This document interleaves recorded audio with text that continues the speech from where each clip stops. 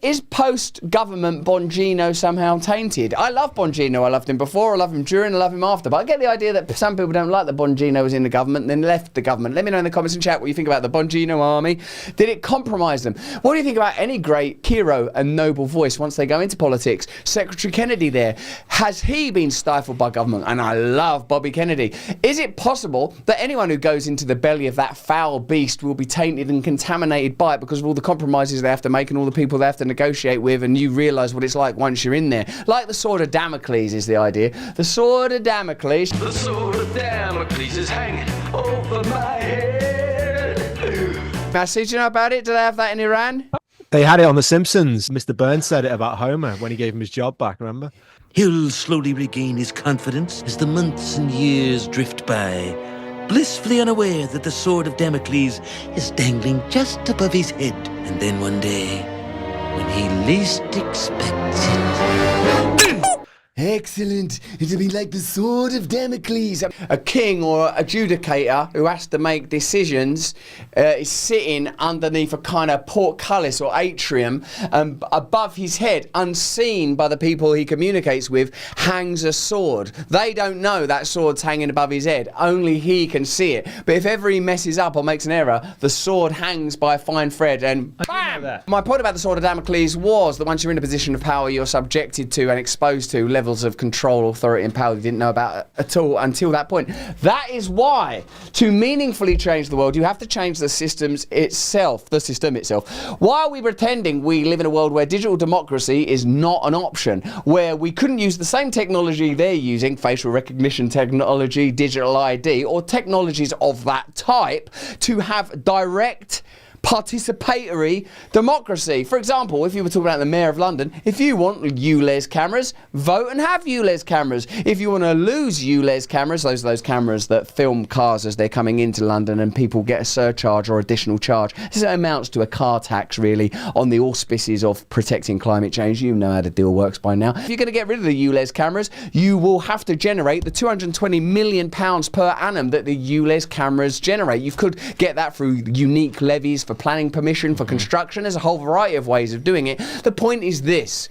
The reason Mamdani is mayor of New York right now is because people are sick and tired of the system. The people of New York would have seen Donald Trump get elected, a populist, a popular leader who's clearly in a bunch of pathological ways, I'd say, outside of the system. And nevertheless, here they still are. The Epstein files, the wars, Pfizer's still powerful, big oligarchical tech figures are still powerful, and you don't want them anymore, do you? None of us do. That's the Bongino effect. Bongino went out, he went into the system, he was subject to the sword of Damocles, as is Bobby Kennedy, anyone who goes into that situation, and they deal with compromises that we on our side can't see. Well, that's not their fault then, and by definition it means the system itself is incapable of delivering the change that is required. In fact, any system that could deliver change wouldn't be the system the people that are powerful are what would want, because that system would not preserve their power, and that is their absolute priority. You understand the Kissinger report, don't you? You know what the Kissinger report was. In the Kissinger report, Henry Kissinger, the famous diplomat and aide to various presidents of your great nation, revealed that there were countries, among them Puerto Rico and the Philippines, that had to reduce their populations in so much that those territories were regarded as potential resources for America down the line. You can read this now. Put the Kissinger report in Google. Read it now. The idea being that America needs the resources of Puerto Rico or the Philippines and doesn't want their population to grow at an aggressive rate, because then they'd need their, inverted commas, their own resources for themselves. What strikes me as remarkable about that is it indicates immediately to you that projects take place that go beyond the term limits of any individual, even double term, president. Any 4-year term or any 8-year term is superseded by the revelations of something like the Kissinger report or Manifest Destiny more broadly, or the great American project that led to the Iraqi, Afghanistan, Iranian wars and the North Korea conflict. What I'm telling you plainly is something you already know, that real power is not in the Republican administration or the Democrat administration, but in the systems itself. That's before we leap into the mad, bizarre occultism revealed by the Epstein files. It's just generally and plainly obvious. If you want to change those systems, you can't do it through the channels and conduits of those systems. You either need to have armed revolutions and organised resistance at the level of militia. That's not possible in a country like the United Kingdom or the United States, where you've got serious, proper, professional armies. So you have to organise in a way that uses technology and communication to bypass, disrupt and unsettle their power. This is possible. It's sort of, in some ways, inevitable, and we are at the beginning of the fight for how information is used to manage power.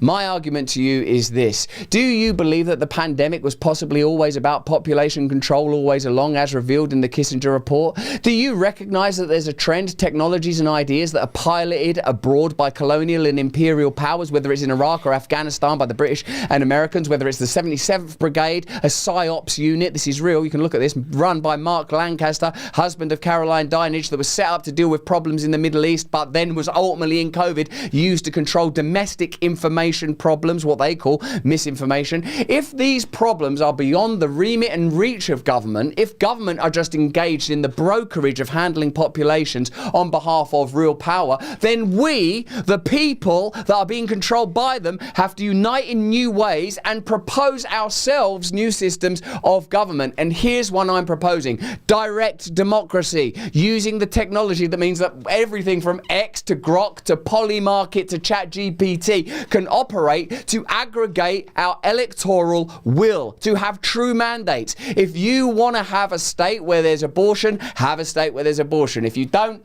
If you want taxes, have taxes. If you want low, high, whatever it is you want, direct democracy always must be the principle. Participation, not mandated, but possible and optional, using these very devices and unique codes that show that you are a registered voter in that community. This could happen everywhere overnight, and we have to start pushing for it. It doesn't matter if it's me that does it or you that does it, because it's the idea that's important, not the thing itself. You want ideas and principles that withstand the test of time. Jesus Christ is access to eternity. He sees and offers eternity in the present moment. Through principles like love and kindness and service, you are no longer engaged in the temporal. But what if I lose everything?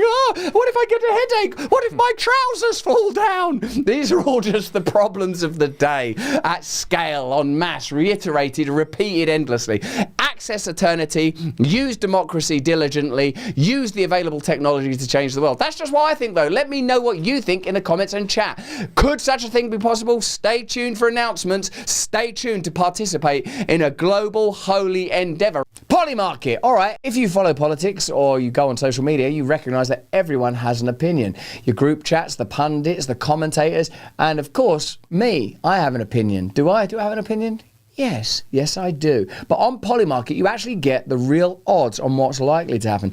Polymarket is a prediction market where people trade on real events, actual events, elections, debates, policy moves. And honestly, it's great as it doesn't stop at politics. There are markets on the economy, tech, sports, pop culture, or even the weird stuff that takes over the internet for a week.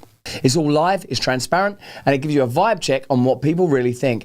I know you've heard about Polymarket before because Elon Musk has tweeted stuff of theirs. So, check it out, join up, participate now. Give it a look. Go to polymarket.com right now. Thanks for watching the video. Have a look at this one over here, or join us Monday, Wednesday and Friday on Rumble.